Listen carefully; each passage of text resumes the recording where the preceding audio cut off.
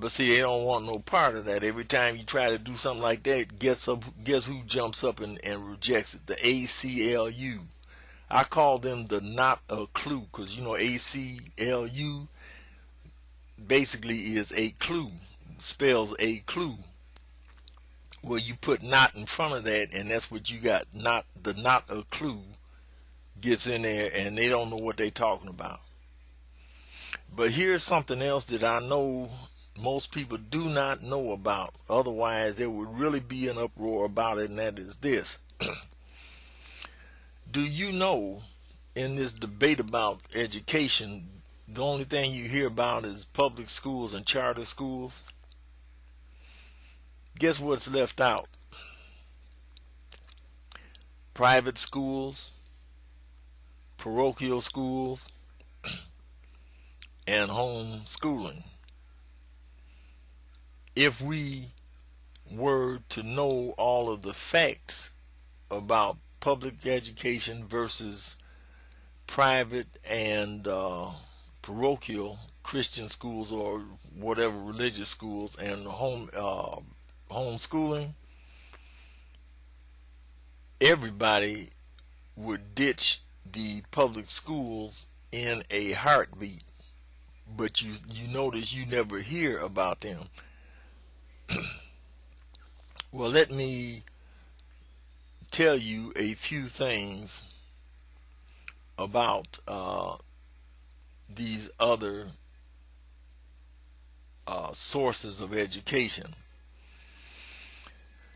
There was a survey done back in the 80s. There was another one done in the 90s. And I think there was one done in early 2000, which showed this, that the parochial, the religious schools, and the private schools, essentially the students in those schools perform and do math, spelling, and reading at least 1 to 2 years ahead of the children in the public school system, their counterparts in the public school system. A child graduating from the private and parochial schools essentially, I think the statistic is somewhere in the neighborhood of 90% of those that graduate from private and parochial religious schools basically end up going to college, or they are capable of going to college because their education is as fit as it should be. Public school system, kid graduates from the 12th grade, still only reads, does math and things at an 8th grade level, 4 years behind. So essentially you're looking at a span roughly by the time of graduation from high school of almost 6 or 7 years.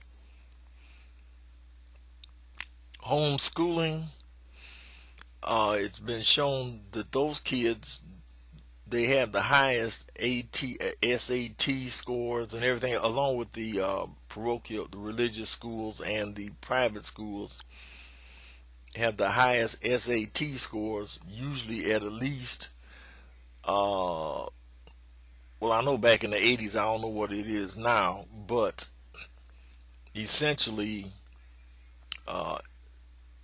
the kids in those parochial, private, and homeschooling, their scores rank in the top 25% of the highest, the highest scores of the SATs and so forth.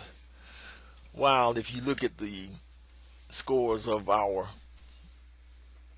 kids graduating from the, kids in the public schools, they're in the lower 25%. So you see the big gap there.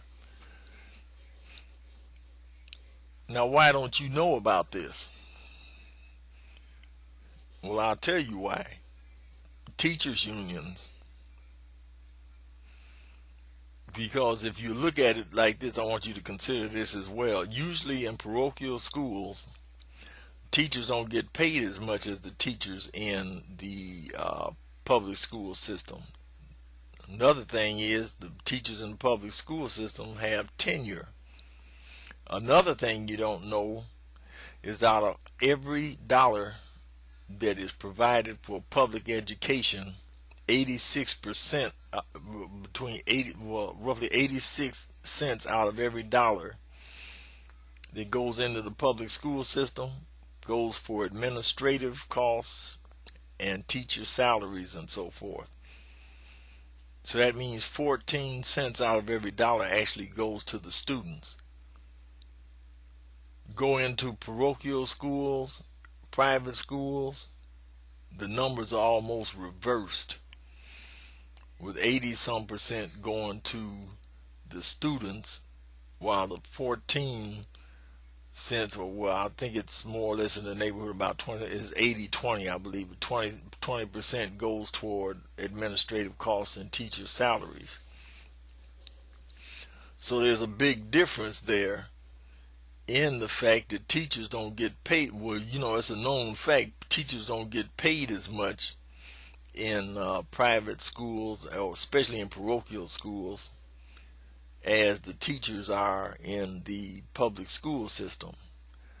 But yet and still, we still had to say teachers need, people talking about the fact, well, the teachers need to be paid more money. For what?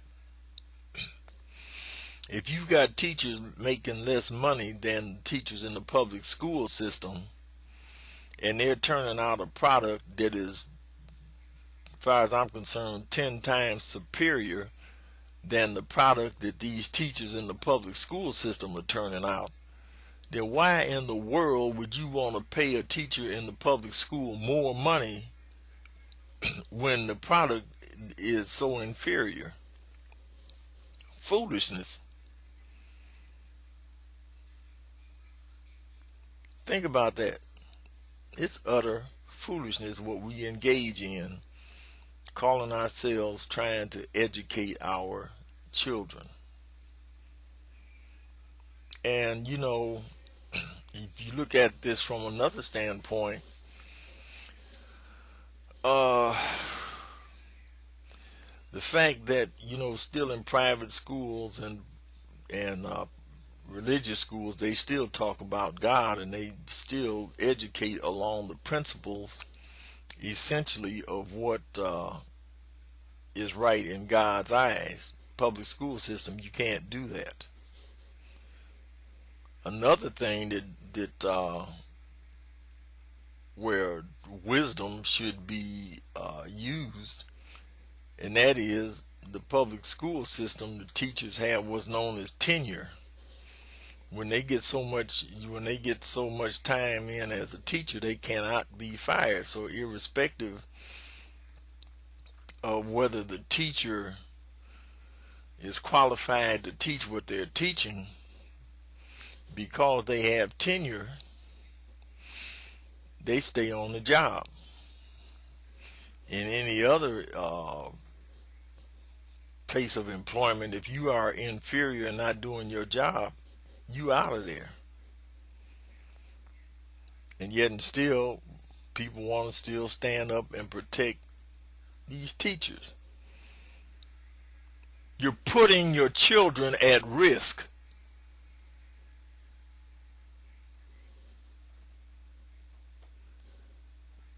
Next thing, look at all the problems that's going on in the public school system with the idea of, when I was going to school, I think we might have had a police officer, well, at least in high school, come in once in a while, speak to the class and to the students and things, and tell them how to be good and do right by people and this, that, and the other.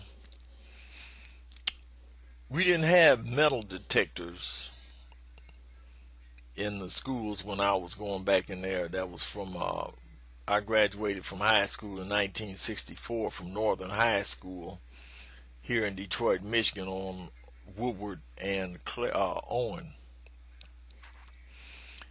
We didn't have metal detectors. We didn't have to run commercials talking about how safe our schools were. We didn't have drug selling of drugs in the public school system. We didn't have sex education in the public school system. Anything about sex education was strictly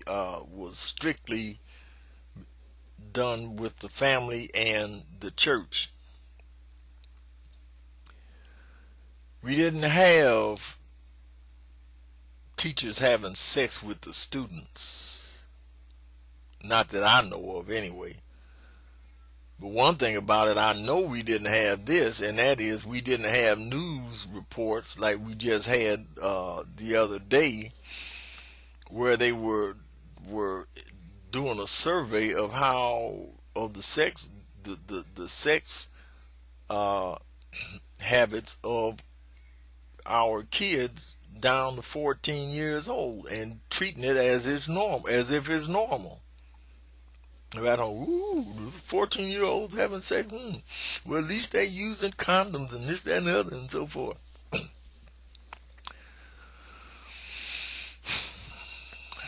Let me make it perfectly clear to you as far as sex education and condoms and things go.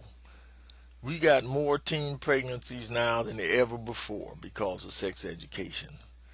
We got the spread of AIDS. We got the spread of VD. We got the spread we got pregnancies and things, all because of sex education in the public school systems.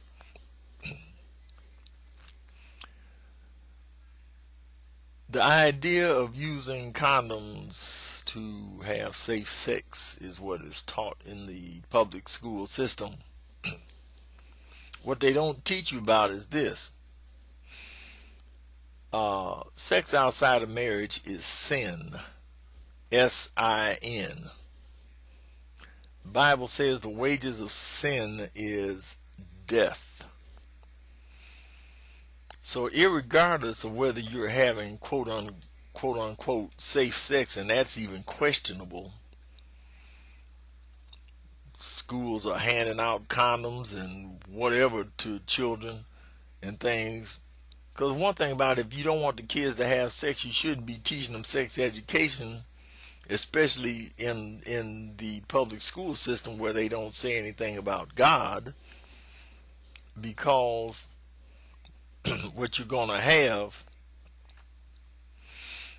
is people going out half informed on something, and then they get out here and get involved in something, and then end up paying the price for it.